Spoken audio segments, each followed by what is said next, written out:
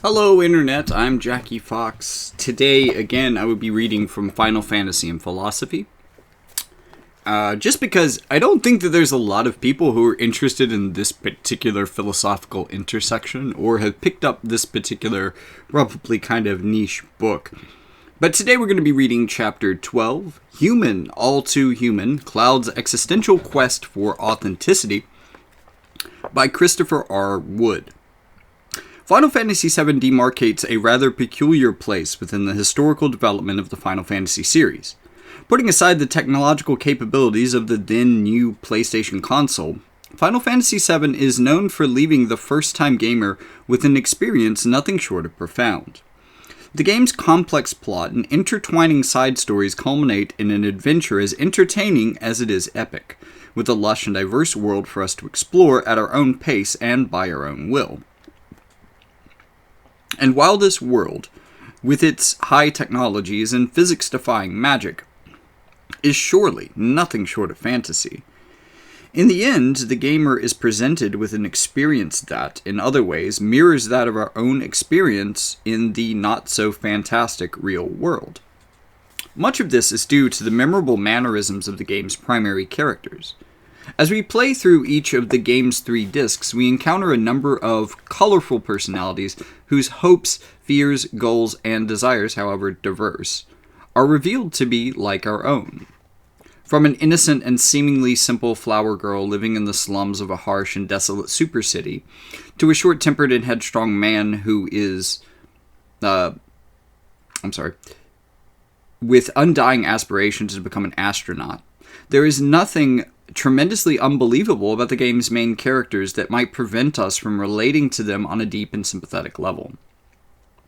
All of the game's playable characters are accompanied by a rich backstory that not only explains their involvement contra the malevolent Shinra Corporation, but also, more importantly, helps to drive their actions and aspirations just that much closer to home into the hearts of the game's players. Cloud Strife, Final Fantasy VII's main protagonist, however, comes to us somewhat as more of a mystery. Passive and detached, Cloud tends to speak only when spoken to and rarely offers us anything beyond a series of short, arrogant remarks. Well into the game's first disc, we're told very little about Cloud's history other than his vague childhood ties to Tifa, Lockhart, and his self-proclaimed status as an ex-soldier. And as the game progresses, much of what we learn about him tends to confuse rather than illuminate. Heck, at times, we even have reason to believe that the Cloud we think we know is nothing less than a laboratory-grown creation of the crazed Professor Hojo, a supposition that might help us justify his cold and apathetic attitude. Putting aside the mysteries surrounding Cloud's inception, however, there are ample reasons to argue that the Cloud we come to know is in the end really no different than you or me. Indeed, the German philosopher Friedrich Nietzsche, 1844 to 1900, would likely... Man, he died at 56? That's rough. Would likely agree that Cloud is perhaps above every other character in the game, all too human. Cloud's struggle to overcome personal crisis can be interpreted across Nietzschean lines as nothing less than a true expression of the human spirit. From the Midgard train to the world at large, thrown into existence.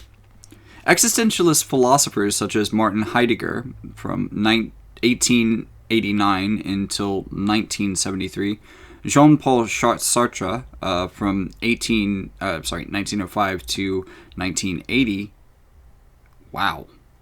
Interesting. And the aforementioned Friedrich Nietzsche considered themselves with the trials and tribulations of the everyday existing individual human. Human individual? What? Hold on. I'm going to do this sentence again, but more plainly. Existential philosophers such as Martin Heidegger, Jean-Paul Sartre, and the aforementioned Friedrich Nietzsche concerned themselves with the trials and tribulations of the everyday existing human individual. Although not all existentialist philosophers share the same views regarding the nature of the human being, most of them agree on a number of undeniable facts of existence common to all individuals. First and foremost, our initial births into the world are never of our own choosing. We are, as Heidegger said so eloquently, thrown into the world with virtually no guidance as to what we should be doing, let alone who we are and what we should strive to become. Just as Cloud is thrown off of Midgar's train into his first mission on Mako Reactor No. 1, we too are thrust into the world of existence without warning. This thrownness, as scary as it may sound, is nevertheless a fundamental part of our very being. We cannot help but find ourselves submerged in a complex world with others, and try as we may, this world is never something from which we can escape. Astronaut jokes aside. To be sure, as Heidegger argued, our connection to the world is not merely a simple relationship between a subject and object. That is, between myself as a person to something out there that exists separate from me. But rather, the world is a complex series of meanings that we find ourselves in at all times.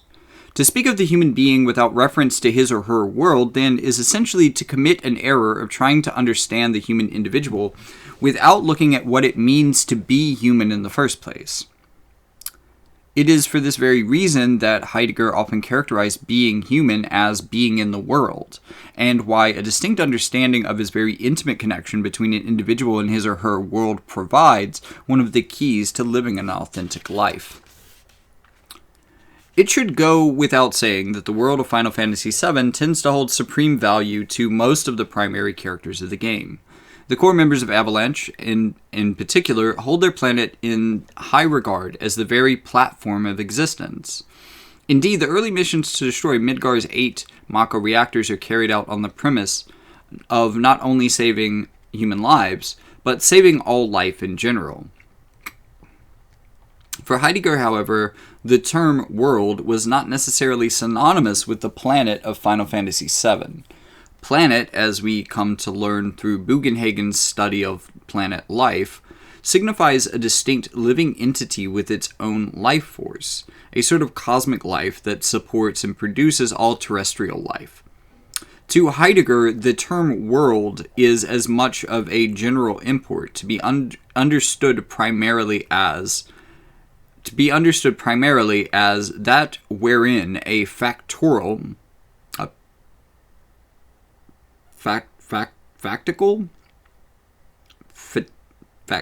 factitious human being is said to live. Good lord. Why you gotta make up such a weird word to describe essentially a human being?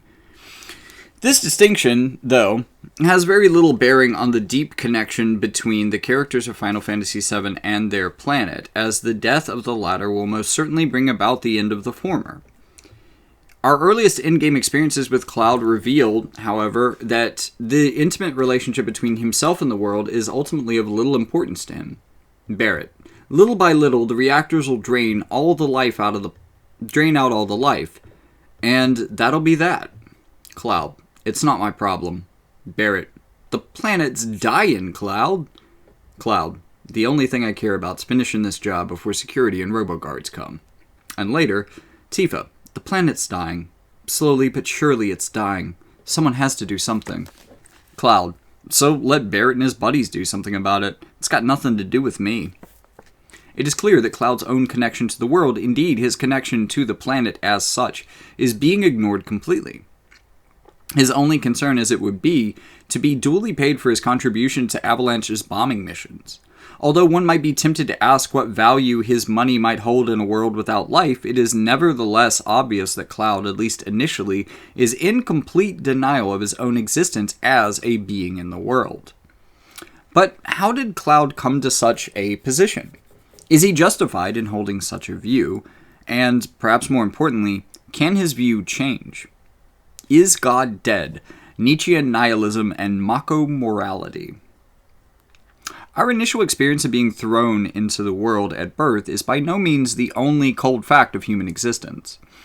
Most existentialist philosophers also assert that the human world is, by and large, a godless one, and that the individual human is ultimately alone in the universe. Nietzsche, in particular, is famous for his proclamation that God is dead, and that it just may be time to elect a new leader. God is dead. God remains dead, and we have killed him. How shall we, the murderer of all murderers, comfort ourselves? What was holiest and most powerful of all the world has bled to death under our knives? What was holiest and most powerful of all the world has yet owned, has bled to death under our knives? Good Lord. Who will wipe the blood off for us? What water is there for us to clean ourselves? What festivals atonement, what sacred games shall we have to invent? It is not the greatness of this deed is too great for us. Is not the greatness of this deed too great for us? Must we ourselves become gods simply to seem worthy of it? The passage above is arguably one of Nietzsche's most misunderstood. He is not for one claiming that God once lived in any sort of physical sense, only to have been somehow killed off by his followers. Rather, he is asserting that God has become obsolete and should no longer be recognized as providing us with any sort of real guidance in the modern world. The importance of Nietzsche's proclamation is manifold. First off, it forces individuals to come to terms with their own deep-seated reliance on values that are not their own making. This abrupt realization, Nietzsche thought, would assuredly lead mankind into the state of nihilism. That is, the belief that no objective values are possible and that life as we know it is essentially devoid of meaning. After all, if God is the creator of all values and God is dead, then the foundations of our current values are revealed to be mistaken at best, or completely arbitrary and groundless at worst. The crisis of nihilism, however, is not entirely negative for him. In fact, it is only through our acceptance of God's absence can the individual finally become liberated and learn to create values that are truly his or her own. For so long as we're looking toward an otherworldly God for the solution to our earthly problems, we're turning away from our worldly problems as such. That being said, the death of God ultimately signifies the opportunity for the human individual to re-fulfill the role of God by taking control of his or her own domain and creating values that are purely our own. Of course, one must also be continually aware of the attempts made by others to create a new and equally false God from the rubble of the old, or, in the case of Sephiroth, attempting to achieve godhood itself. The notion of death of God and its accompanying state of nihilism is prevalent throughout Final Fantasy VII. The game's opening cinematic is notable in this regard for portraying a vast and starry sky, sharply contrasted by the hustle and bustle of the streets of Midgar. Through the loud noise of the city, the quiet heiress Gainsborough emerges from an alleyway, and despite her vivid surroundings, we can't help but think of her as being alone in the world. Indeed, her world is one of nihilism. Crime and desolation run rampant in the heart of the city. Very few seem willing to ponder whether a better lifestyle exists, choosing instead to live out their dreary lives much like common cattle confined to their own Mako-powered cages. As Jesse explained shortly after the first mission at the No. 1 reactor, the 8 reactors provide Midgar with electricity. Each town used to have a name, but no one in Midgar remembers them. Instead of names, we refer to them by numbered sectors. That's the kind of place this is. Even Cloud, in what proves to be a rare display of empathy, agrees that Midgar presents us with pretty unsettling scenery, and given what we ourselves see throughout Disc 1, it's difficult to disagree. Jesse and the other members of Barrett's eco-terrorist organization, Avalanche, however, are determined to provide the city, indeed the world as a whole, with a solution to the growing problem that is their modern Mako-powered nihilism. By destroying the world's Mako reactors, Avalanche hopes to liberate humanity from its dependence on the new god of Mako energy, and force people to recognize their own value as inhabitants of a thriving, not to mention endangered, world. Arguably, Barrett and company are calling for the reevaluation of values proposed by Nietzsche and the rebirth of a society founded on self-created values, not on the values that have been forced upon us by the oppressive powers of the Shinra Corporation. Of course, the liberation of mankind and the creation of new values cannot happen solely through the actions of a select few. All people must come to recognize their own capacity for change. Indeed, their own capacity for freedom. Condemned to be free. More than any other existentialist, Jean-Paul Sartre highlighted the paradoxical nature of human freedom. Indeed, most of Sartre's existential works can and should be read as descriptions of the effects of absolute freedom might have on the concretely existing human individual. Like Nietzsche, Sartre believed that the individual is born into a world free from the reins of God, and that we as human beings are ultimately left to our own devices, not only in creating values for ourselves, but also in determining what we truly are. For Sartre, this contradiction was best summarized by this statement: existence precedes essence.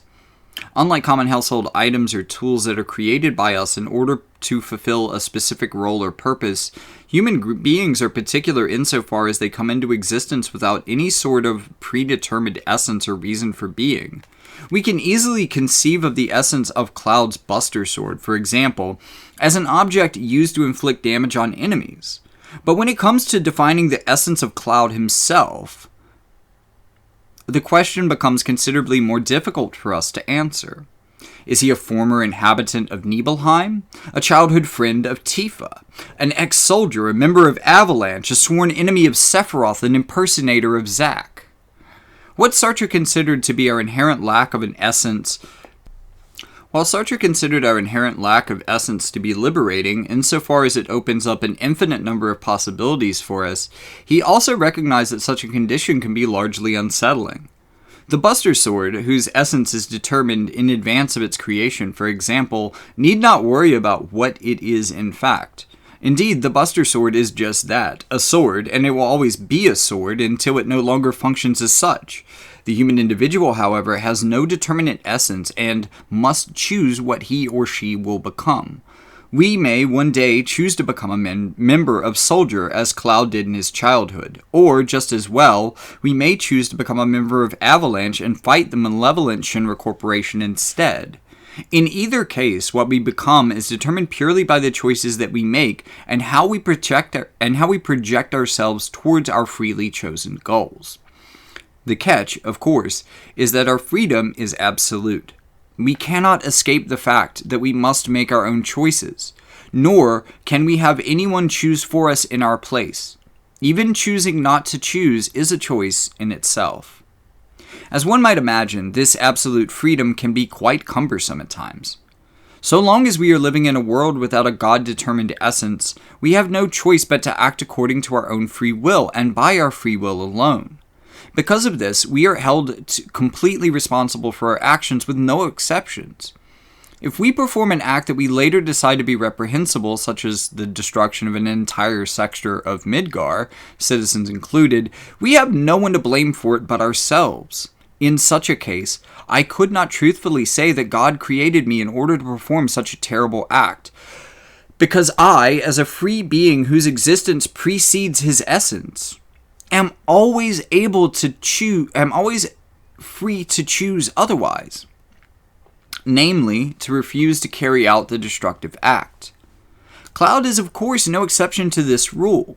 He must, nearly at every turn, choose which course of action to take, as well as we, as the game's players, must guide him along the way. In encountering Eris for the first time, we can, for example, choose to address her or ignore her concerns. Similarly, we can choose to buy a flower from her or instead tell her to forget it. We cannot, however, avoid making these choices altogether. In fact, as we come to learn later on, the choices we do make, in part, determine how we are perceived by others. If we choose to treat Eris poorly, we should not be surprised that she does not show up as Cloud's late-night date in Gold Saucer on Disc 1. Of course, while there are times in which we might want to escape the consequences of our choices, it would appear that in reality it is not possible for us to do so. Indeed, we are, as Sartre himself would say, condemned to be free, and must, as a result, accept the responsibilities that accompanies our absolute freedom. The bad faith of soldier. Although it is true that human individuality is necessarily free, Sartre contended that we often attempt to deny our own freedom through various means. We might, for example, pretend that we are people whose jobs or roles in society completely determine the choices that we make, and as a result, we could not choose otherwise. A weapons salesman, for example, might excuse his cowardice in times of war on the grounds that he is simply a salesman, and that it is not his salesman nature to participate in the actual acts of combat. Of course, in reality, the salesman isn't only just that. He could at any time choose to arm himself with his own wares and fend off the waves of oncoming monsters, and whether he would be wise to do this is, of course, another matter altogether. What's interesting to note about these personal cover-ups, however, is that we as human beings have the particular capacity to actually believe them ourselves. Unlike blatant lies in which the liar fully understands that he is being dishonest, acts of self-deception, Sartre contended, call for the liar to dupe themselves. Sartre explained the phenomenon by describing the motions of a particular waiter in a cafe. Let us consider this waiter in the cafe. His movement is too quick and forward, a little too precise, a little too rapid. He comes towards the patrons with a step a little too quick. He bends forward a little too eagerly. His voice, his eyes express an interest a little too solicitous for the order of the customer. He is playing, he is amusing himself, but what is he playing? We need not watch long before we can explain it. He is playing being a waiter in a cafe.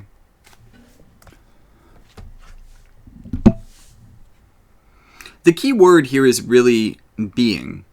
The waiter's rigid movements are not merely an attempt at imitating the characteristics that one might find present in a perfect waiter. More fundamentally, his attempt is that of passing himself off as completely as something that he is not.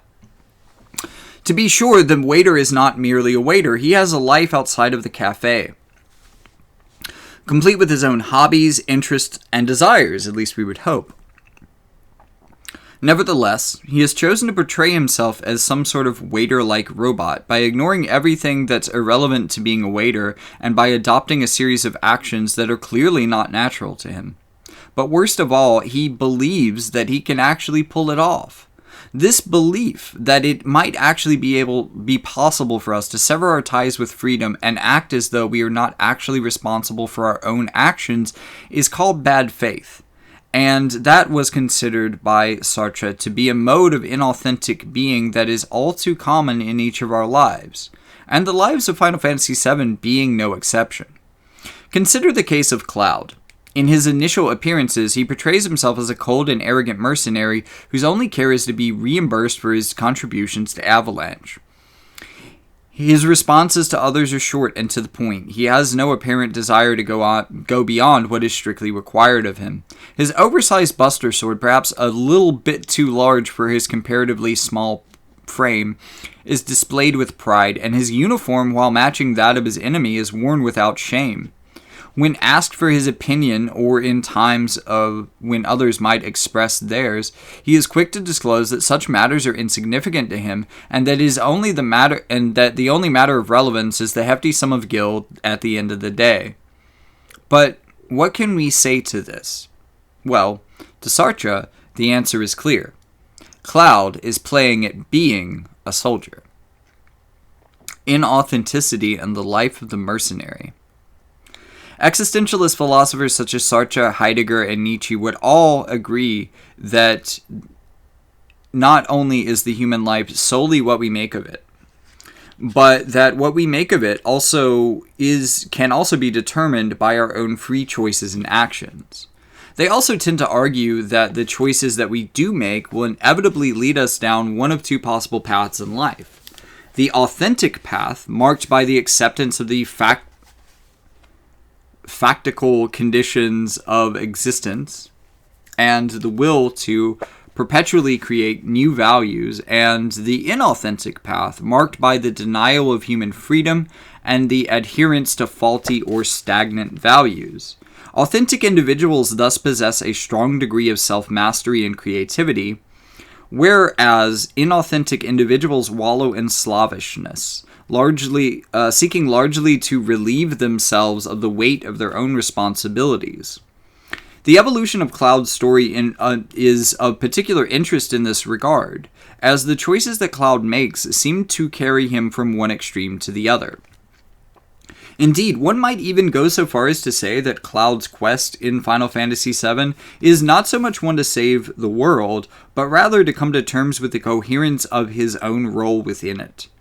To begin, his earliest incarnation, shown to us in the livestream flashbacks in the destruction of Mideel in Disc 2, we find a young Cloud yearning for attention and acceptance in the world.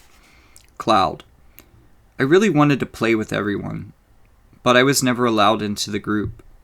Then later, Cloud: I began to think I was different, that I might be different from those immature kids, that then maybe, just maybe, they would invite me in.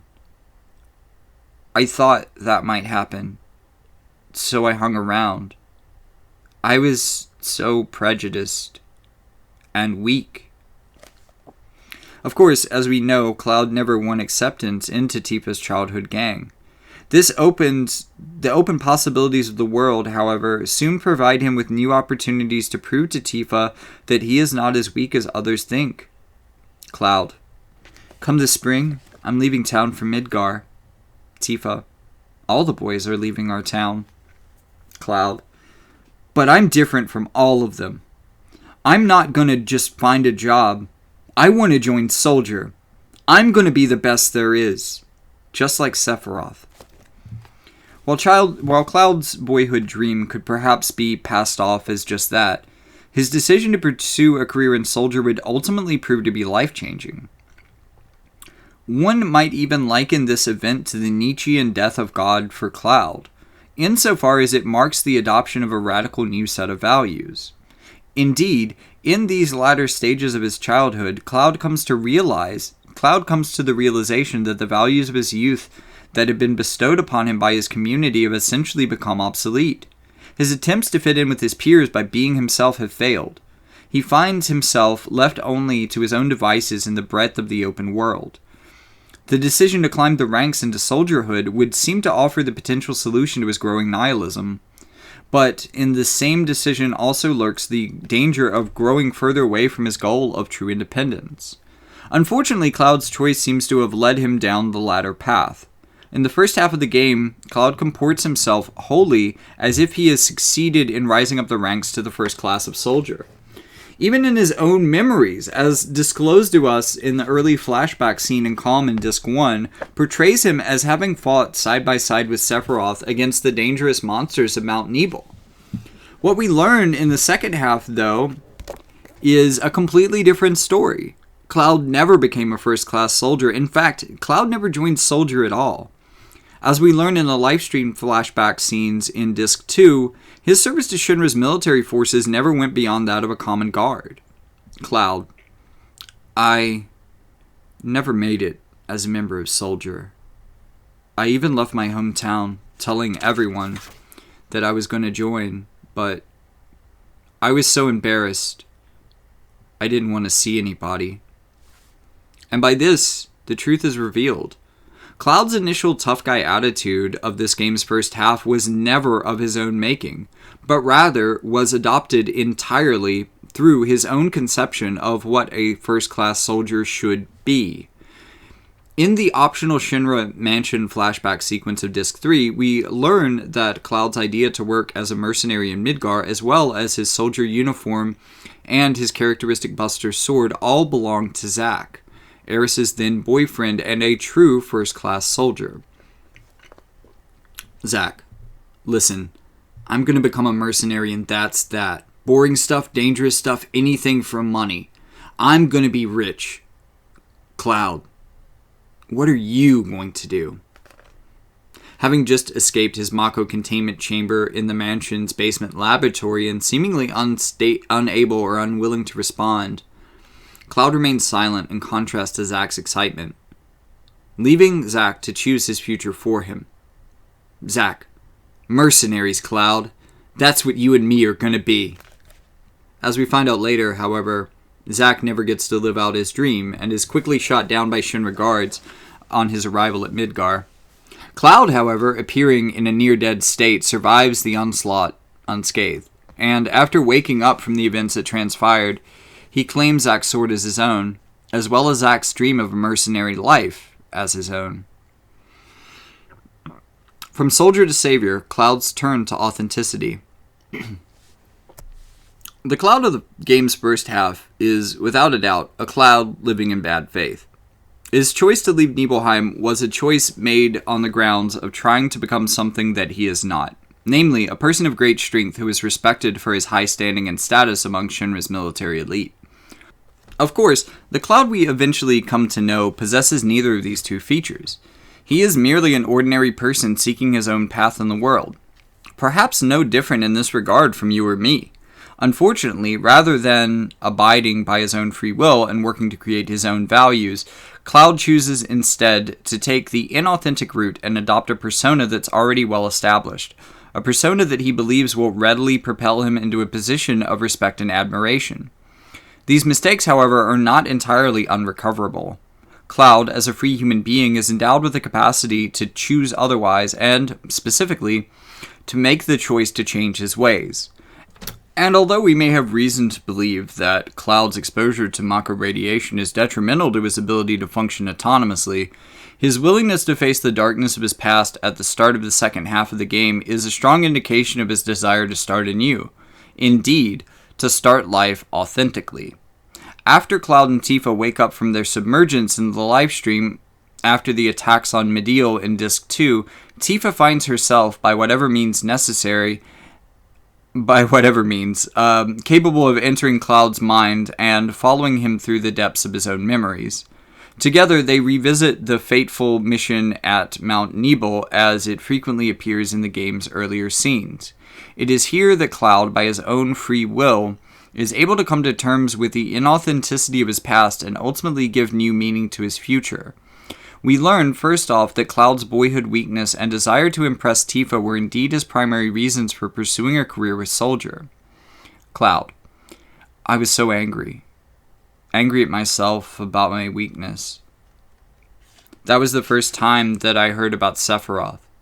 If I could be strong like Sephiroth, then everyone might.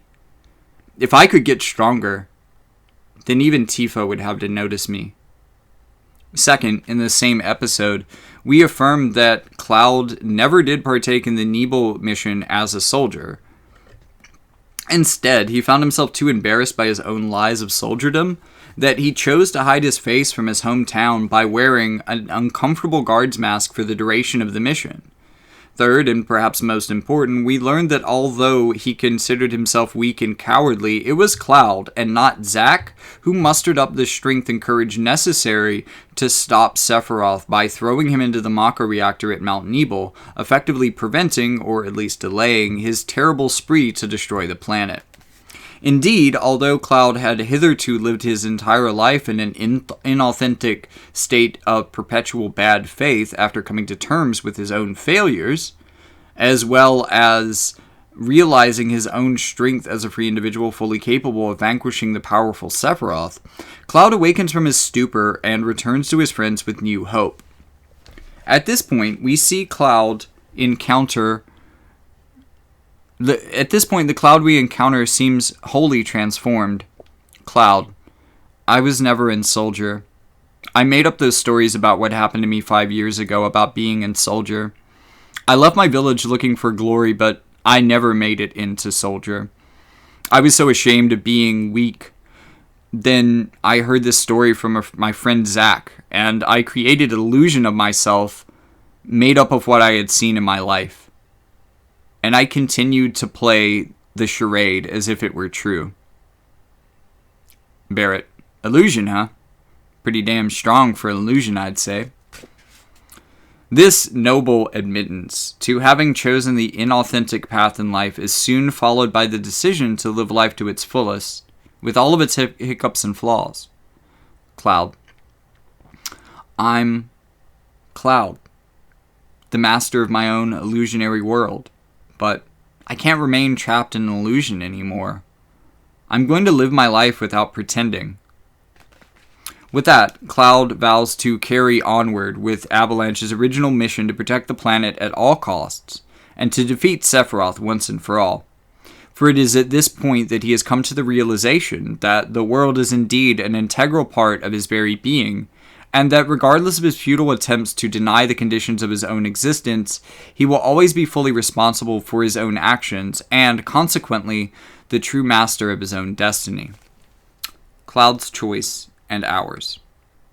As we have seen, the story of Final Fantasy VII is wrought with numerous existentialist themes.